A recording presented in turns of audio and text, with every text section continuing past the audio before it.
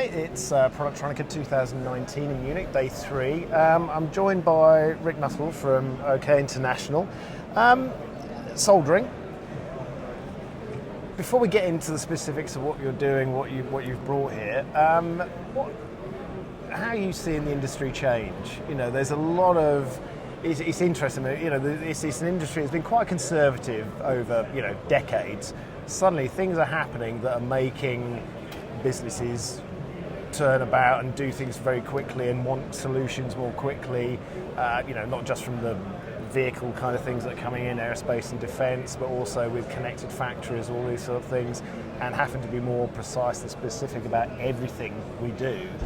What's your take on it? Certainly the demand we're seeing from the market is customers want more out of the products, and they want they want us to deliver more sophisticated, higher technology solutions. So you mentioned in your preamble there the connected factory. I mean that is certainly something that is a conversation that is taking place kind of almost with every customer at the moment. Yeah, right. Some are obviously much further up the curve on that idea than others. You have customers that talk to us and just say, hey, what do you know about the Industry 4.0 and the connecting factory? And there are other customers that are really quite well advanced with this, and we're in essence almost playing catch up with them. But to that end, certainly with the Metcal branded soldering products, we're launching this year an IoT gateway. Right, yeah. Okay, so what that will mean is that for all the customers that are using our connection validation platform, they don't need to use some of the features that offers in order to access the technology. They can use that platform simply so that they've got a soldering system that will allow them to connect to the smart factory, so that the smart factory can control the tool, and more critically, for those that are data driven and want traceability, we're capable now of collecting data in real time during a hand soldering process or a production process, and that's far more than just knowing whether the tool's switched on, and it's far more than knowing what temperature the tool's running at. We're able to drill down and tell the smart factory which operator is connected, what kind of tip they're using, how many joints that tip's made, whether those joints are good or bad. So there's quite a lot of in-depth data that we're able to deliver. We're going to timestamp it, date stamp it, so from a traceability point of view, if people want to look back at that data, for whatever reason, they can say, operator X has built this board, these are the tools that they used to build it, this was the outcome during the production process. So, there's value in that. That's where we see it. Yeah. It's interesting that people are coming to you with those questions now, rather than for a long time we've been talking about this, and is it ever going to actually happen, sort of thing. But it's incrementally coming along, isn't it? And people are finding applications for that data, aren't they? So, well, actually, if we do know that, then exactly what you just said, you can replicate. Once you start to get this data, it's surprising. The things that you can pull from it, so you can start to analyse the data, and you can start to figure out flow through your factory, which piece of soldering equipment is doing the most work. Yeah. It's not easy to grasp that information if you have to walk onto a shop floor and physically look who's busy soldering, who's sat there waiting for the next job to come along. But do you think this will feed back into your development? So okay, we know irons are being used in these ways in these factories, and this is what's happening. We can use that maybe as part of a product development.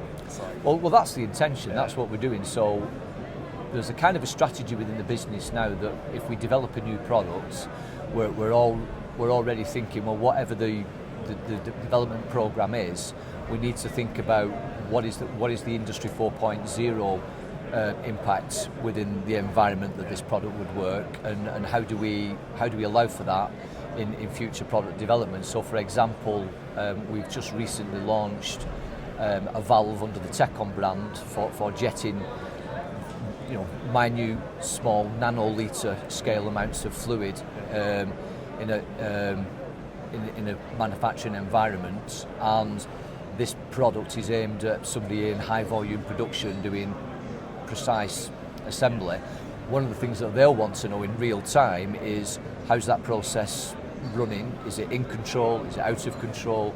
So that particular product, for example, is going to hit the market now already IoT capable. So we're making all the controllers are all Wi-Fi enabled, right? So that we don't have to do any kind of thinking about it with the data that was already around that product but contained within it. We've now made it available to the outside world by putting a Wi-Fi module in there to allow it to be exported.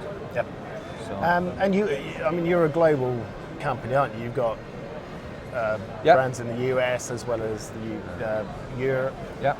So we're based in the US. We're headquartered in California, but we're global. So we have a footprint, obviously in Europe, headquartered in the UK, but we have a footprint also in China and in Southeast Asia. So yeah, we're global with a global distribution network supporting us across all those regions. And it gives you the ability to be specific to those regions. Yeah, so for sure we see, particularly in China, we'll see demand for products that we may not necessarily see demand for in Europe. So for example, this year, 2020, Metcal is going to launch a variable temperature solder tool, which maybe doesn't speak to the precision military type aerospace market that we tend to address in Europe, but will speak to a much more consumer orientated market that we'll see in China. Show like this, huge, well, a lot of people on your stand have been seeing earlier on. Is it a great place to meet those customers and get an idea of the zeitgeist, what's going on in the industry? Or do you even have time to that if you're rushed off your feet?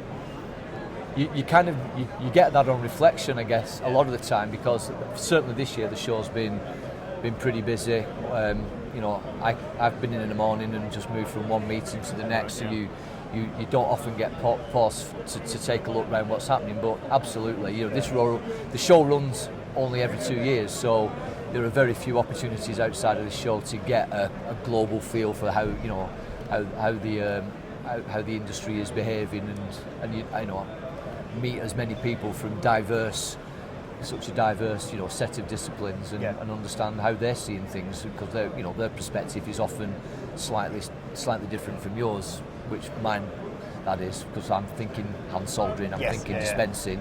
Some other guys may be thinking test, or they may be thinking pick and place or whatever. And do you find that, as you probably already answered this, but we've been talking about IoT and Industry 4.0 for years now. It's now actually working. People are actually... There's a lot of companies out there that... starting to use it, maybe.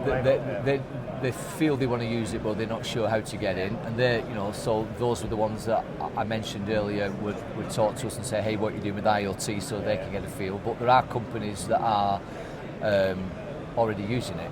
And what they're doing is they've got the big equipment, the high-end equipment, where it's a more obvious implementation. But now that's trickling down to the less sophisticated hand soldering equipment type products that we would use, where they also see an application for IT, specifically because it's a manual process, and therefore by its very nature it's crying out for control. No, it makes perfect sense. Well, thanks for spending time to talk to us, Rick. It's been a pleasure. I hope the rest of the show is good for you. And we'll see you in 2 years' time talking about... more IoT, probably. More IoT, probably, yeah.